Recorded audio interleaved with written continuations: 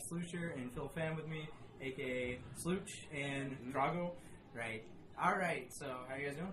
We are doing great. Awesome. So, tournament tonight, how'd you guys do?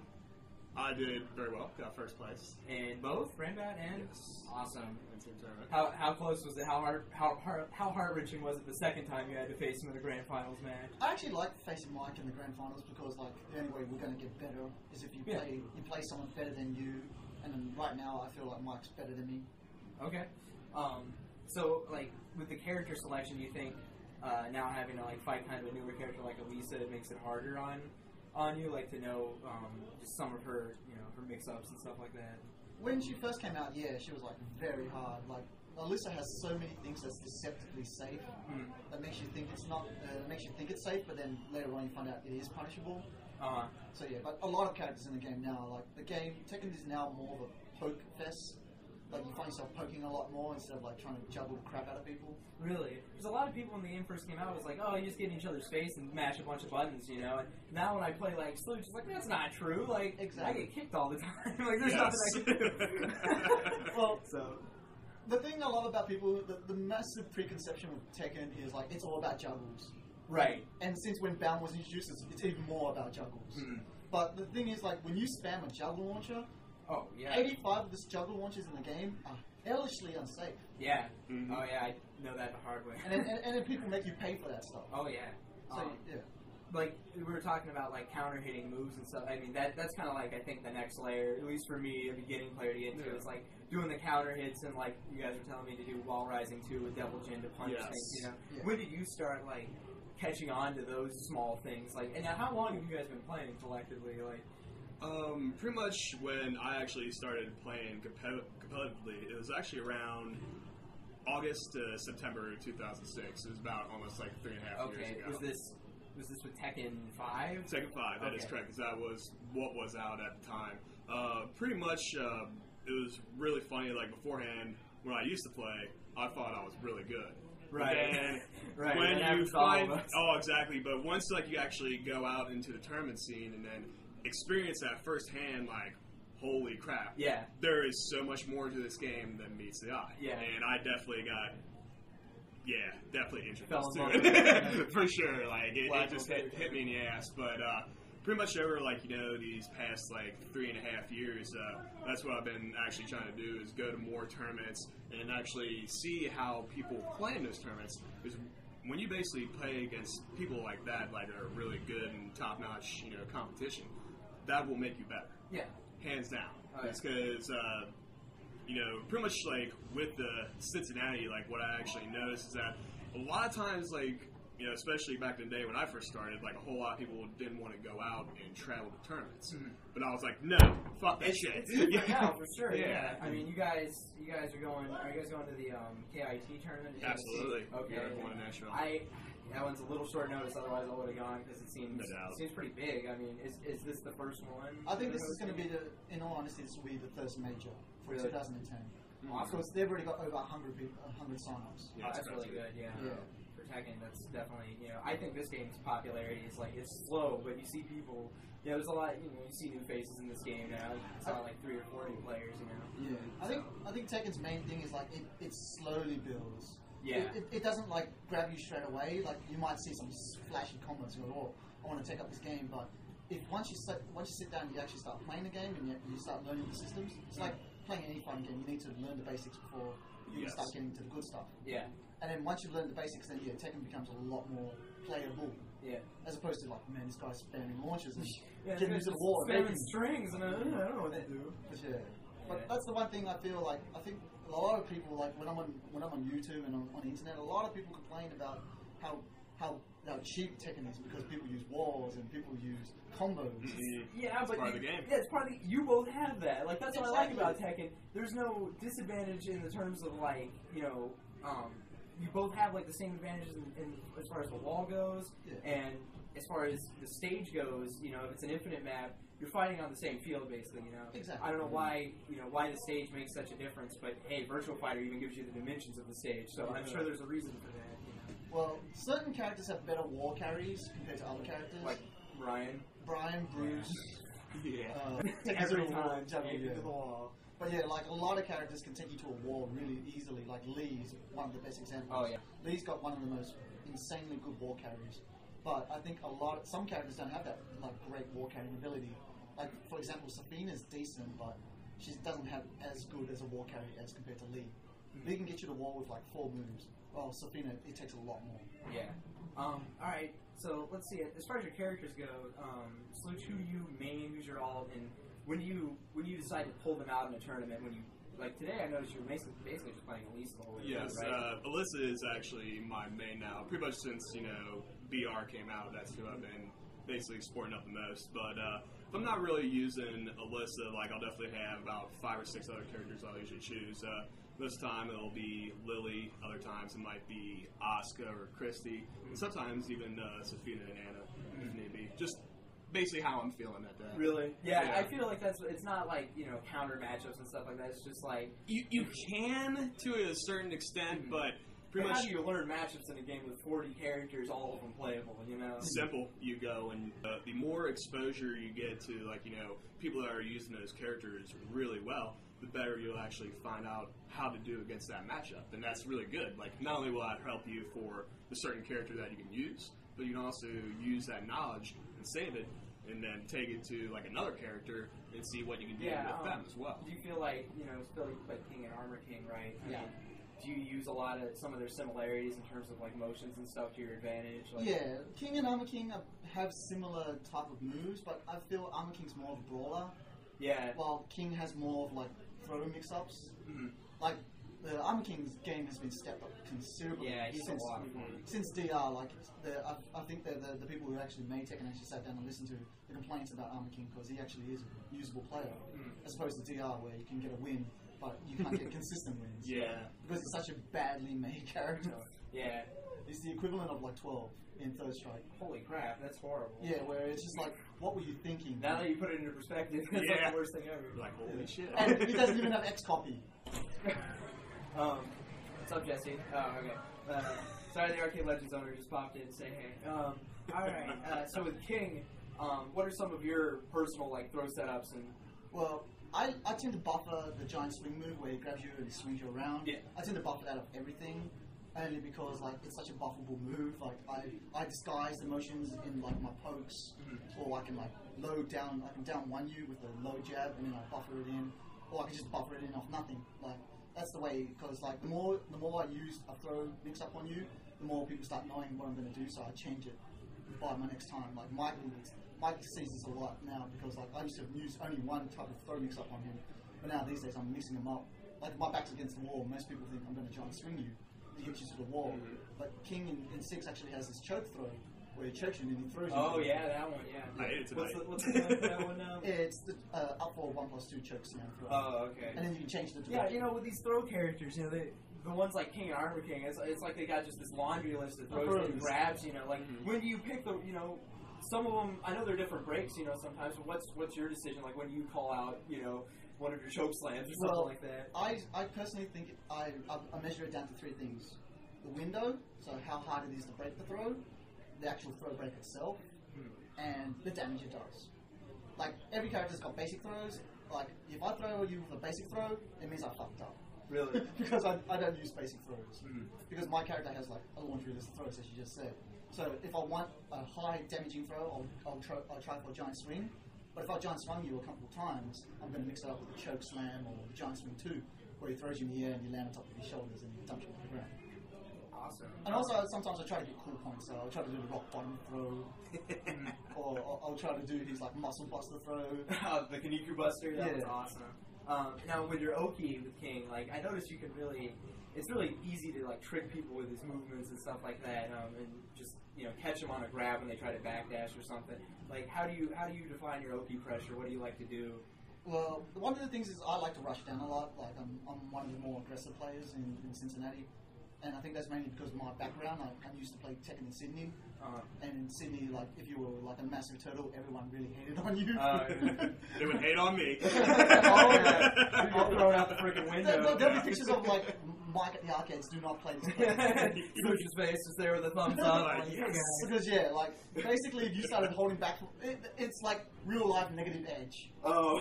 Nice. People will be behind you, it's like, what are you turtling for? What are you turtling for?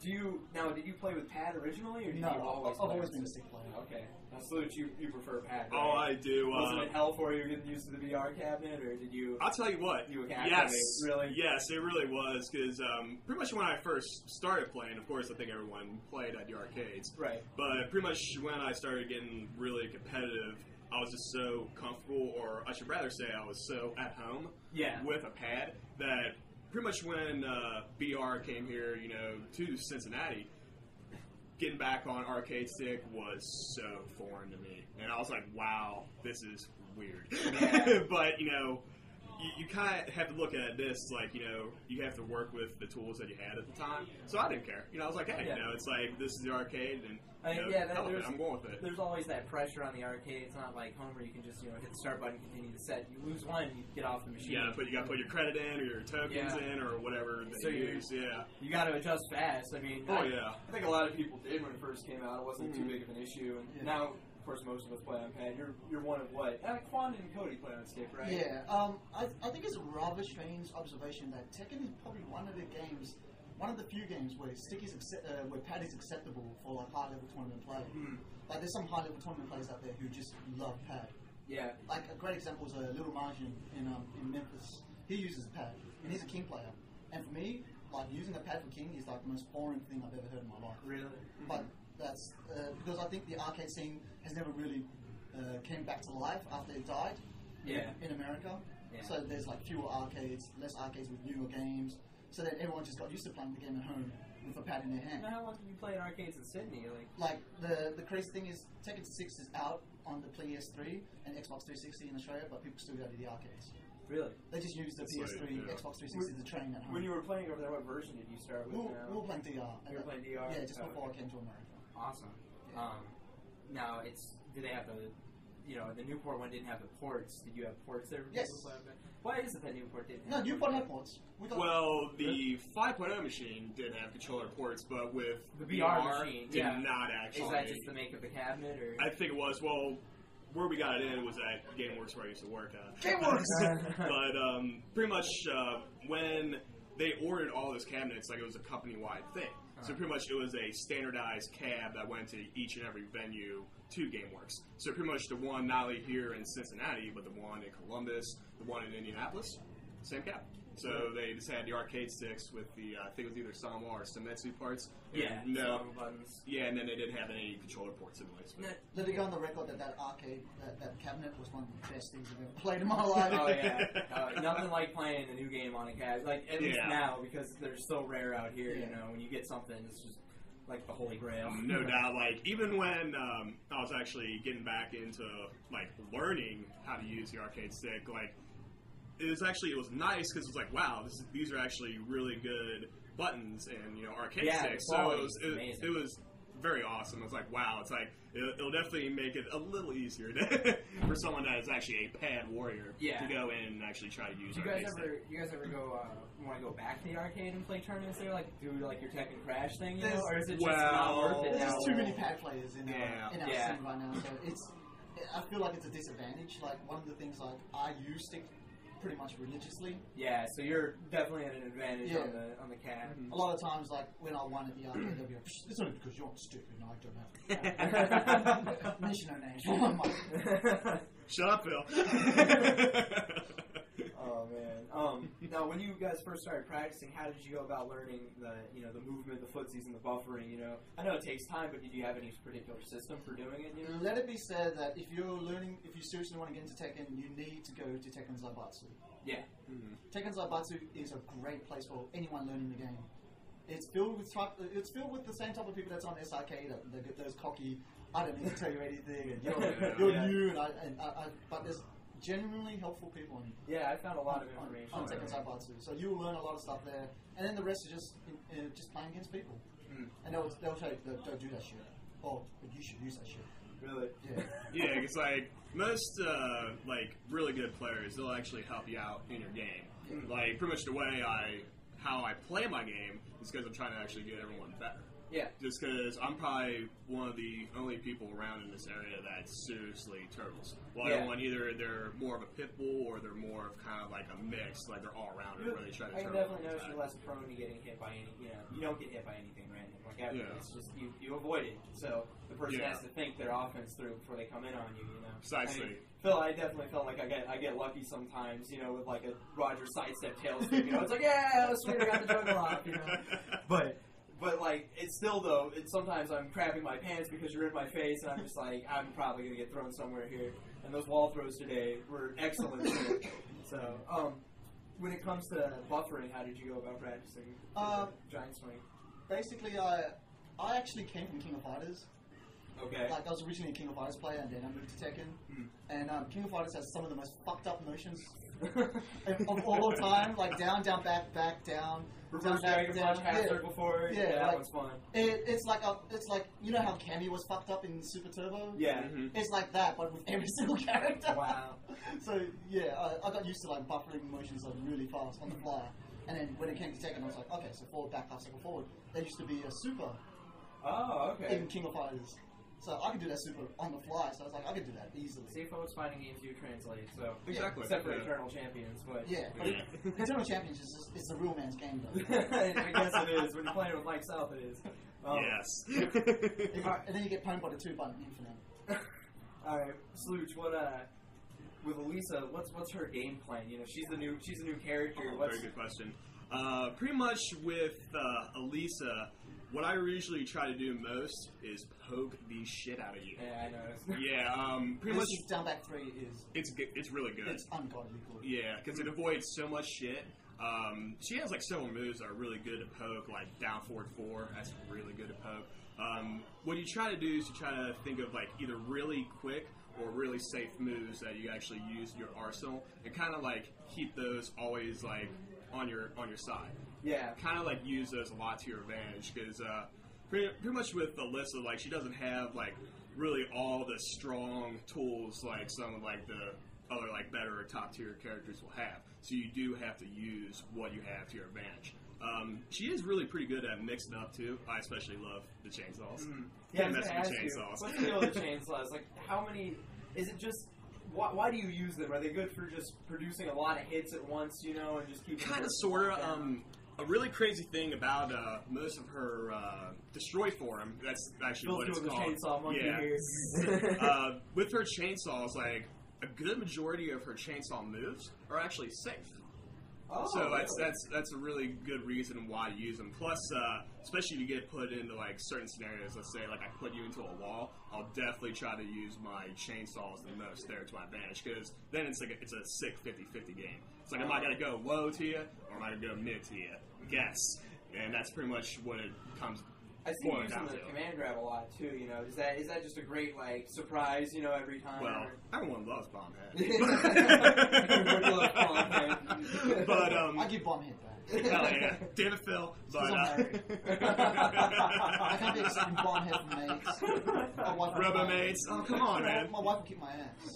You gotta have that Ghost in the Shell shit. You gotta have it. I come home and goes, so what you doing tonight, babe? Yeah, I went and got some bomb hair from my robot knee. And then she tried to slice it off with the chainsaw. Yes, it was crazy. But what's really sweet about Alyssa is that not only does she have her bomb head command throw, but she also has her command throw from crouch, which is really sweet too. What does that look like?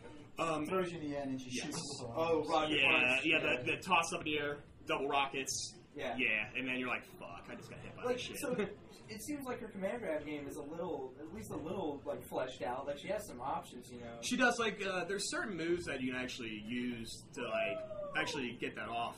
One of my personal favorites is back and one. Because when you do her back and one move, it's a nice little mid poke that's safe. But if, let's say that connects, if you actually connect that, what I'll actually try to do, since you're automatically put into a crouch state anyway, but for that crouch throw in, which is down back, down back, but punch buttons. Okay. So it's pretty much more like a guessing game as to... Break it with 2 punch buttons, people! Stop being scrubs! Yes. I'm the grappler player. Break my throws, guys. I'm not going to do them every single time. I'm the only person in Cincy that's breaking that throw. Really? I mean, it really puzzles me. This is the 1-2 break, right? It is a 1 and 2 break, that is correct. That's I can get lucky sometimes and just get that that lucky mash. Oh hey, he's throwing me. I was already doing jabs anyway. Might as well just keep pressing buttons. Now with rage mode, this is a new mechanic, right? Yes. I wanted to ask about this because you guys have been playing Tekken at least since 5, so you didn't have it in. All these new games like Street Fighter 4 and even Blaze Blue, they all have like this comeback system in it.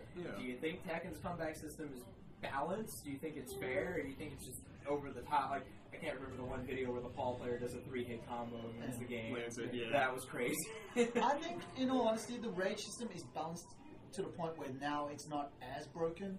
Once upon a time, rage used to kick in very early. You're talking about Tekken 6 now. Yeah, Yes, Tekken 6. like your first I installment. heard Tekken 6 was a lot, There was a lot of glitches, problems, and Bob. Yes, Bob was too good. Yeah. He was too good. But yeah, like in Tekken 6, the rage system I think kicked in at about 22-25% health, which gives a person tons of time. Yeah, that's a quarter life.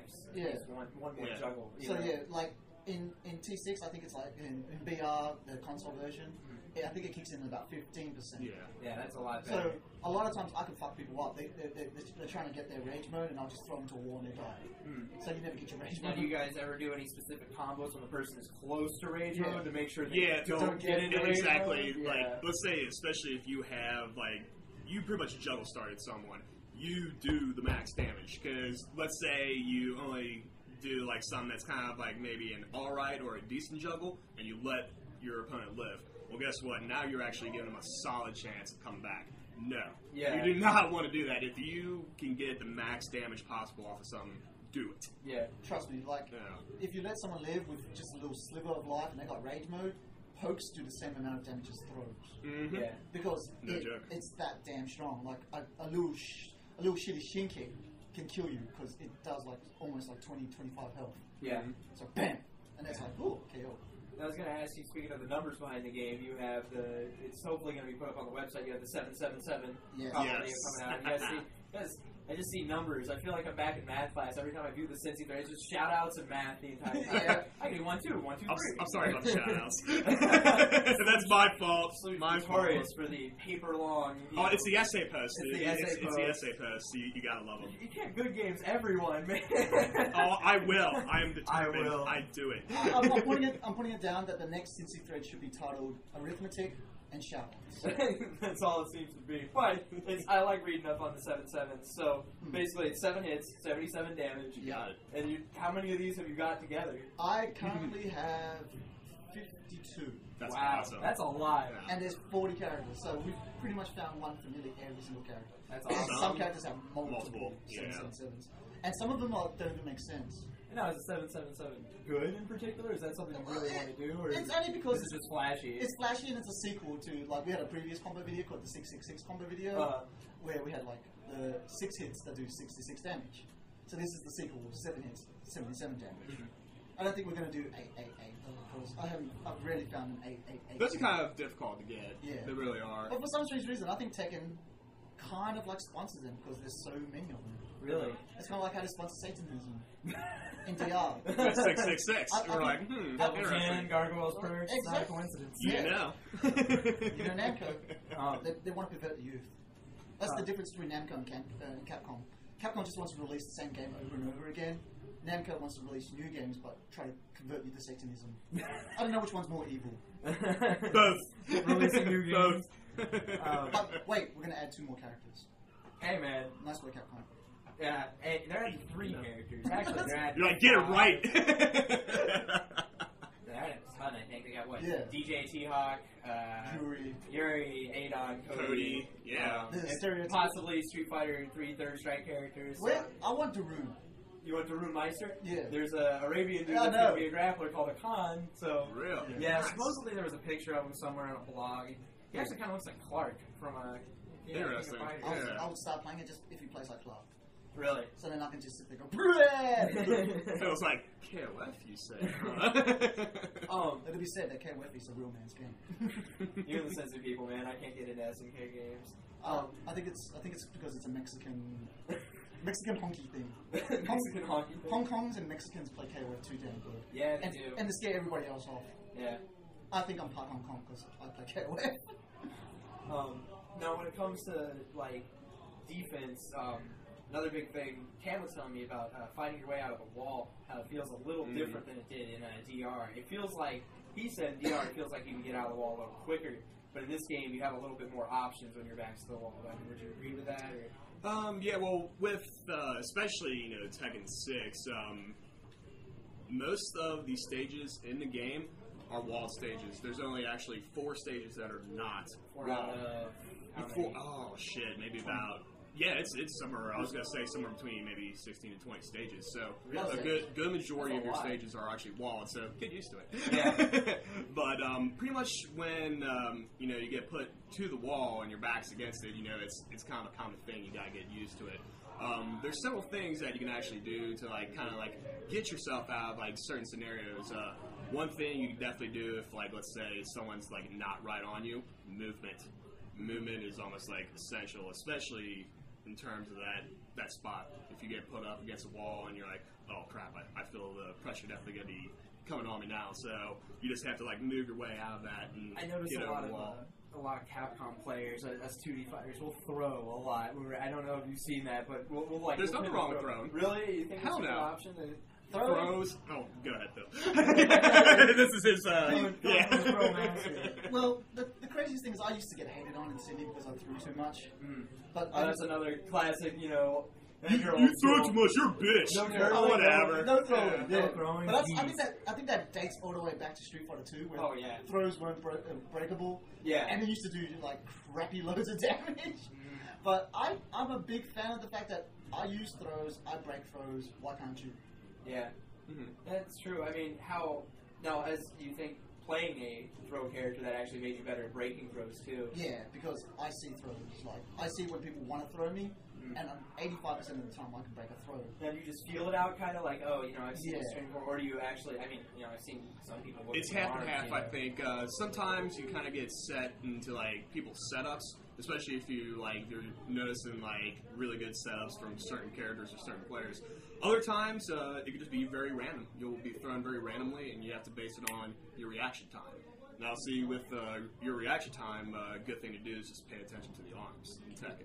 If the left hand's out further, it's going to be a 1 break. If the right hand's out further, it's going to be a 2 break. Or if both are kind of on the same equal level, it's going to be a 1 and 2 break. So you just have to kind of get used to that. Train yourself to react better. Almost similar to looks. Train yourself to get better and react. Now, do you try to? Do you have any particular setups where you try to grab people out of their dashes? How often do you like to pressure with King to get them to backdash or do something stupid in the one of your grabs? Well, basically, King's main poking. The thing is, you poke, you throw, you poke, you mix up, you poke, you throw, you poke, you mix up. So I rarely use the same throw setup over and over again. Mainly because people start getting used to it. The only throw setup I think I'd use more than once a match is probably down 1 into a giant swing. That's only because it's so damn good. Really? Just a single crouching, little crouching? Yeah, a little jab, and then the best way for me to say it is imagine if Zangief ran at you, did a crouching jab, and then did an SPD straight out of that. You can do that. So the Zangief player knows the wonders of a crouching jab that forces a person to block. Yeah. And then a throw straight out of it. It's like tick throwing. Yeah. In all honesty. Now, how do you get your instant shining wizard out? Now, Quinn was talking about. I see a lot of them in combos. Yeah. When you do it, are you buffering it off of another move? Is typically how you go. You have to buffer it off another move. Basically, you got to start inputting as the moment the move finishes. So Tekken's very lenient with its buffering system. I've noticed that in Tekken 6, the window for Shining Wizard is not really instant anymore. It's technically just a Shining Wizard now. When it's back in DR where you actually needed to do it really fast. Really? So yeah, it's a lot more lenient. Some people have got to get used to the timing, but once you get used to the timing, it comes out a lot better. So far, you guys have been playing. We had the Rambats here. Yeah. Unfortunately, there was no Tekken in seasons meetings. I don't know. It wasn't out then. Really? How was your when you guys were playing DR? How was the turnout? At seasons. It was actually great. Yeah, the one before. Yeah. It was pretty good. It was run pretty badly because mainly it just gave me a bad taste in my mouth that we were being slighted. Yeah, it felt like Marvel and Third Strike, were definitely. But unfortunately, that's what you do when you go to a 2D tournament. Yeah, Exactly. Yeah. It's unfortunate, but now when it comes to 3D tournaments, you guys have been. What majors have you guys been to? Me personally, we've been to Sluch, which was one in St. Louis. Oh, okay. We've been to I think 2 KITs. Mike's been to 2 KITs. I've been to 1. KIT's like a Tennessee tradition now. Yeah. We both went to Seasons. The one before the most recent one. Yeah. And I played in a couple of majors in Australia too. We had this thing called the OHN, which is the Australian. Ozohado National? Yeah. I watched their strike videos from there. Yeah, I used to. I was in there. I came 9th. Oh, really? Nice. Yeah. We got the only real problem in Sydney is because Sydney's so popular, we get tons of Koreans. And to be Korean, so you get destroyed. Yeah, to be Korean in Tekken means that half of your job is already done. Yeah. Just because you're Korean. I love watching Tekken Crash, man. Oh yeah, they're so good, and it's like watching a totally different game. They make everyone look like they're moving in slow motion. Like no offense to like everybody else, but I think everyone in like America, Australia, everywhere can learn a lot from Korea and Japan. Oh yeah, I think those are 2 good places in terms of Tekken to benchmark. If you want to become good or great at Tekken, you watch these guys and you see what they're doing. You're like, wow, it's like, how are these guys so solid? And when they never seem to make too many mistakes. You know, when Godfists are constant, there's never a problem. See, there's a reason for that. Pretty much as like a Tekken player, you always want to work on your fundamentals. Mm-hmm. Fundamentals are essential in Tekken. If you do not have your fundamentals down, you're not going to do well in Tekken. So you have to like actually practice on those things. In terms of like, just some fundamentals that you'll definitely want to have, like I mentioned earlier, throw breaking and seeing lows. That's lows. I mean, you don't think of them at first. You're just like, I want to get away from this guy, but lows just continue at you. Like Julia just can combo you immediately after that chain combo. Like, oh my god. So. Yeah, and I mean, then you gotta start taking like a ballsy risk. Like, when you guys go for like low parries, how often do you like to go for one? Now, this is why I like Tekken, because it reminds me of Third Strike. It's got parrying and stuff like that, so it adds another dimension. Phil, you played some of the characters with counter throws too. When do you go for these countering moves? Like, how do you sniff things out? Well, basically, the best thing to do is you wait for people to throw out predictable strings, and then you teach them a lesson for throwing out the predictable string. Like a great example is Marduk's got down forward 3, 1, 2. The last 2 is so slow and seeable that if you do not reverse that 2, I would seriously doubt your Tekken skill, because it should be reversed. And like some characters like Dragunov, they throw out like random strings. Yeah. So when you become good at the game, you throw out false strings. You throw out like the first part of the string, and then you buffer a throw off it. Because then they're thinking, oh, you're going to do the whole string on me, and then you don't. Or you throw out a couple of strings and then you go for a load. Or you throw out a couple of strings and then you go for a launcher. So that's the metagame of Tekken. You make the metagame of the Tekken, which I would like to say, is you always have to be at least 3 steps ahead of your opponent. If you're 3 steps ahead of the opponent, your game in Tekken should be that much better than your opponent's. Wow.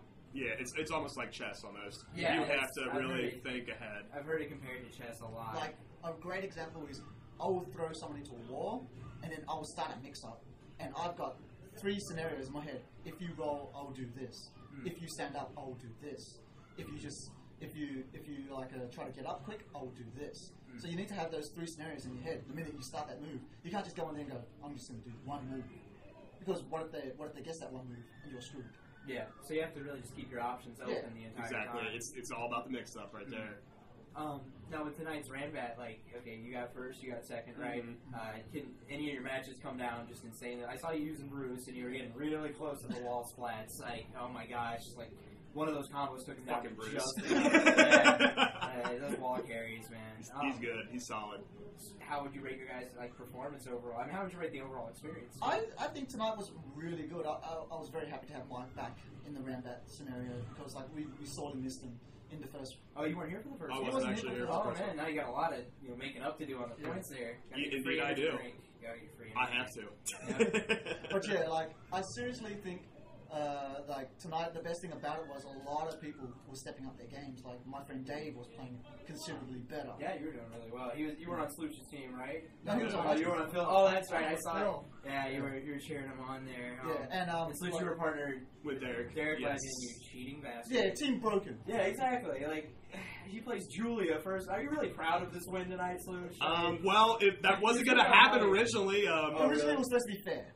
Yeah, like my pretty much teammate for tonight actually did not show up. Oh, who was it supposed to be? It was supposed to be Chronos. It was supposed to be Chris.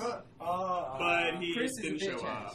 He flipped his emo hair. It's he just didn't show up. So yeah. I was like, well, damn, I don't have anyone to team up with. And Except Derek didn't have. Yeah. Except for Derek Legend, you know. Well, you know, it was just, you know. Now, when you're playing in the grand finals, does that match, last match, it was just you and him left, Derek was out of the picture? So, Yeah. oh, man, like... But if I beat Mike, because we were using the HO system, which is based off the Korean/Japanese system, Yeah. HO system means like everyone in the team gets to play. So there's no OCVs. So like Mike will sit down, and if he runs over Dave, and then he runs over me, Derek doesn't get to play. But in the HO system, player A will play, player A of team 1 will play, player A of team A will play, player A of team B. So you're never really rusty. Like you're always You're always playing. You're always going to be playing somebody, and that's good. Yeah, I thought that made this team tournament a lot more fun because there's some team tournaments where one person will just sit in there and just pull their heels. All right, well it's 12, so we're gonna get kicked out of the arcade here. So. Oh, no worries. So I mean, awesome. I'm glad to talk to you guys. If you ever want to do it again, I definitely think there's a lot more to Tekken. Oh, yes. So, just real quick, I wanted to, any upcoming tournaments for you guys besides the KIT? Are you guys going to anything else major? Well, besides me for KIT in January, I did go to final round last year, so I'm actually going to return to final round this year. Almost, yeah. Just letting you know. Thank you.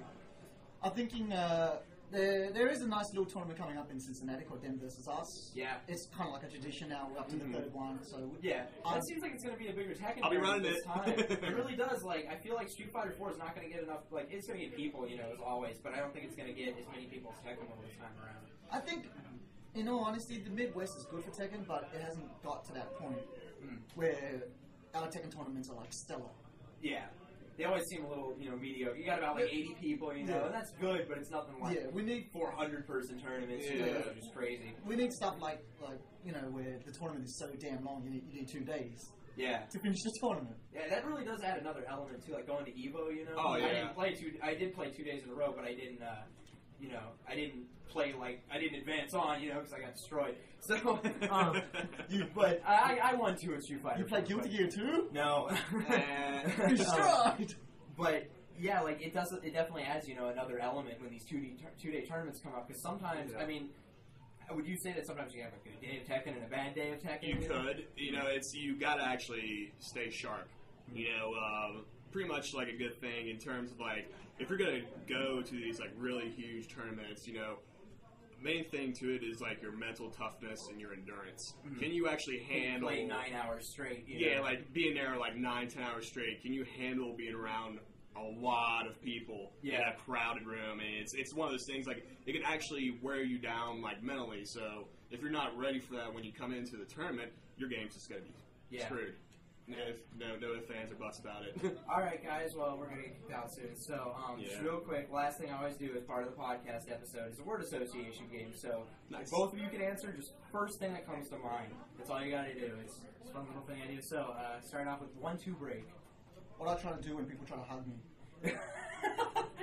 Nice. Because I see both hands, so I push them away. Just do the homie. Speaking of the homie. The homie. Yeah. King's yes. chest bump. Yeah. Gotta chest bump that shit. Chest bump. Alright, Eternal Champions. Damn good game. Mike South. See, You're a psychic, dude. That is the next one. Mike South. Mike South. You can't mess with the South. No, you goddamn Japanese. Miguel. Man. Jail. The manly man. And finally, Hell Sweep. Mishima. Why can't I see that shit? What? Why can't I see that shit? Alright, guys, so it's great having you on. Thanks It was again. a pleasure. Alright, so that's all for today, folks. I'd like to thank my guest, Mike Sluch, and Slucher, sorry. No worries. Mike Sluch and Phil Pham, a.k.a. Drago. See you guys later.